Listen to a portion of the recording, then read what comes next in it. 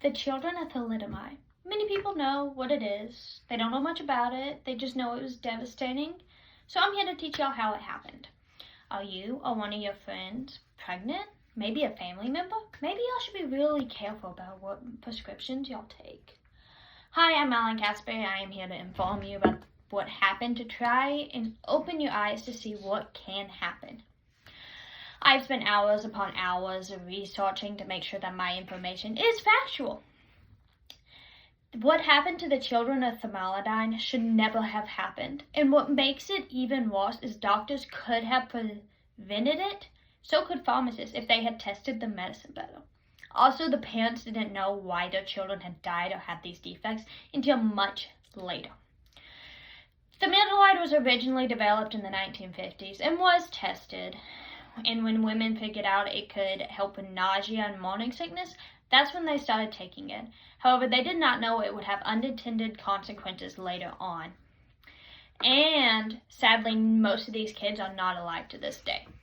So to begin, Thalidomide was developed in the 1950s by a West German company, pharmaceutical company.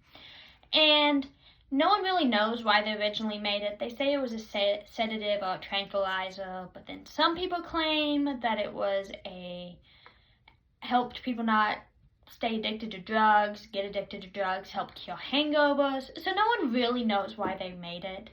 However, we do know it was in fact tested on animals and humans, and it did not seem to have any unintended consequences. However, they made one crucial mistake, and since it was the 1950s, it was still legalized because they did everything that was required for them to be legal then. However, the one unintended mistake was they did not test for dangerous tetrons effects, which means pregnancy effects. According to the article History of Thalidomide by Chloe Bennett, published by Medical News. What makes this really bad is the UK and other countries started selling this product, this medicine, as a thing to help with morning sickness. And so when they did that, when women started taking it, there was a ton of defects, a ton of miscarriages, just all coming up and around. No one really knew why. So it took doctors years and years of begging for the pharmaceutical companies to try to finally test this product. And when they did, they tested it on pregnant animals, and they found that the defects ranged from miscarriages to reabsorption of the fetus, to damage of the eyes, the heart, the brain, and distinctive limb malformation. According to the article 60 Years on This History of Thalidomide by Wendy Garrett, posted on February 2021. So people also wonder why it took the doctors so long to connect this. And so Thalidomide was available in 47 different countries, and almost in every single one of those countries, it was under a different name. So it was really hard to connect those dots. And then the limb malformations and some of the heart defects really just showed up as a genetic disorder when they did it. And that is according to the article Thalidomide by the Science Museum. Author was unknown, but it was published in December 2019. Sadly, by the time they had gotten this drug banned and figured out that it was causing it, there were 10,000 effective and only 3,000 are alive today, according to the article about Thalidomide on Thalidomide Trust site. The author is unknown.